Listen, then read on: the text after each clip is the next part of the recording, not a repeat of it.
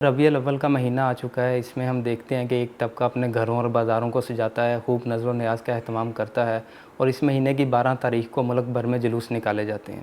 اس کے برعکس ایک دوسرا طبقہ ہے جو اس پر سخت تنقید کرتا ہے اور اس کو دین میں بدعت قرار دیتا ہے۔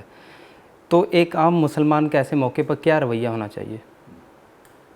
دیکھیے، بدعت کہنے والے بھی درست ہیں اور جو دوسرے لوگ کر رہے ہیں ان کی بھی ایک بات درست ہے۔ یہ ایک فطری سی بات ہے کہ جب ہم مسلمان ہیں اور نبی کریم صلی اللہ علیہ وسلم کو اپنا پیغمبر مانتے ہیں اور ان کے نام کا کلمہ بھی پڑھتے ہیں، تو ایک عقیدت، ایک محبت، ایک اپنائیت اور ایک جذبہ پیدا ہوتا ہی ہے۔ یہ فطری سی بات ہے، اس کو انکار نہیں کرنا چاہیے اس کا۔ لیکن اس جذبے کو کسی رسم میں تبدیل ہونے کے لیے ضروری ہوتا ہے کہ ہمارے دین کے اندر کوئی اس کی بنیاد موجود ہو۔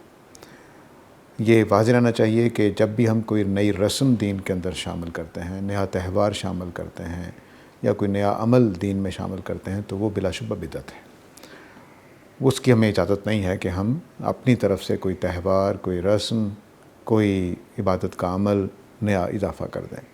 اس اعتبار سے یہ بدعت ہو جاتا ہے کہ ہم کوئی دن ایک تہوار کے طور پر، عید کے طور پر منائیں۔ تو عید کے طور پر تو اس کو نہیں منایا جا سکتا، اس کے لیے ضروری ہے کہ ہمارے پاس قرآن و سنت سے کوئی بات موجود ہو۔ البتہ یہ جو جذبہ ہے نبی کریم صلی اللہ علیہ وسلم کے ساتھ محبت کا، اس کے اظہار کے لیے رسم کی بجائے کچھ اور طریقہ اختیار کرنا چاہیے۔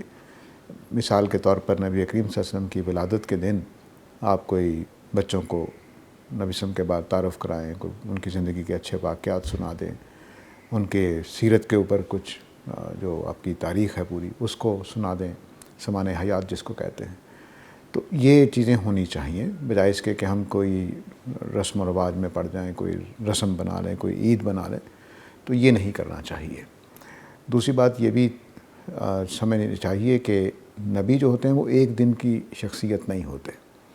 نبی کریم صلی اللہ علیہ وسلم علامہ اقبال نہیں ہیں یا قائد اعظم محمد علی جناح نہیں ہے کہ ایک دن ہم نے منایا اور پھر بھول گئے، ایسا نہیں ہے۔ تو انبیاء تو 24 گھنٹے اور 12 مہینے 7 دن کی شخصیت ہے۔ ان کے ساتھ یہ کوئی دن منانا، کوئی اس طرح کی چیز کرنا، یہ ان کو علامہ اقبال کی جگہ لانا ہے۔ ان کو یعنی آپ نبی کریم صلی اللہ علیہ وسلم کو قائد اعظم محمد علی جناح کی طرح لے آنا ہے، تو یہ ویسے بھی ایک اچھی چیز نہیں ہے۔ لیکن ہم سال بسال اس چیز کو ایک اچھے طریقے سے، جس میں باوقار بھی ہو، نبی کریم صلی اللہ علیہ وسلم کے شان بھی ہو، اس چیز کو اپنائیں تو زیادہ بہتر ہے۔